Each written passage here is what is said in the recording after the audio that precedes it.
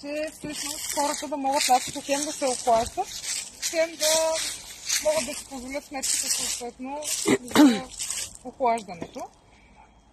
По самия проект сме разработили най-различни мерки, най-различни брошури. И всъщност сега ще ви дадем по една брошура, за да се запознаете с тях. Има както мерки, които можем да взимаме така и за отвън. Всъщност това, което днес ще направим на дървото, е точно една от мерките, които взимаме за опазването и на климата, и на така че да ни стане по-приятно и по-хладно лятото. Именно насаждането на широколистни дървета, които, знаете, през лятото разлитват голяма корона, спират светлината и топлината, а пък на това и зимата позволяват проникването на светлина. И всъщност ще ви дадем и подаръци. Това са едни вентилаторчета, които може да използвате. И кружки да си сложите тези.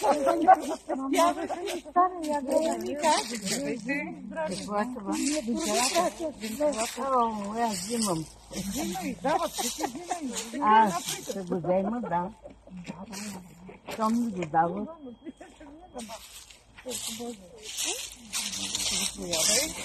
Мерси.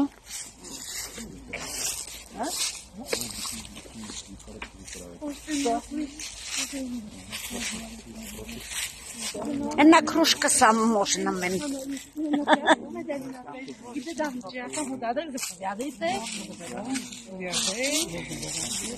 Мерси.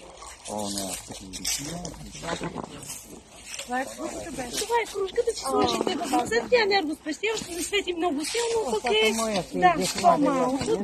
А вентилаторите може да се включат даже и в контакта, може в лаптоп, на внуците, на вас, както прецените. А сега нещо друго. Брошурки бяха да държем ли още брошурки?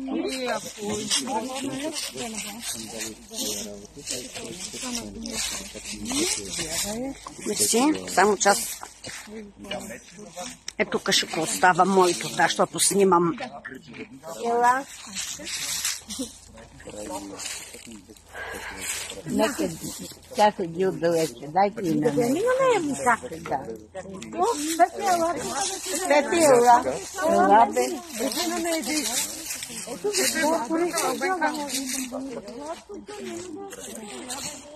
ето да прочете.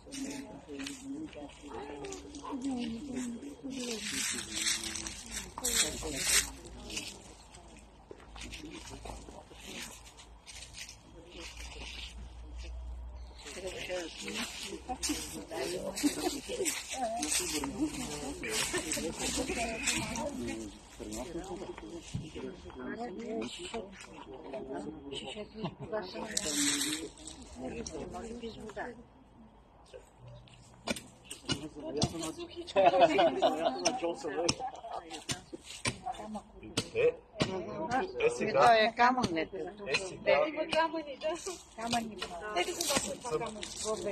Некога го направи. Тук едни ора си старат дървета.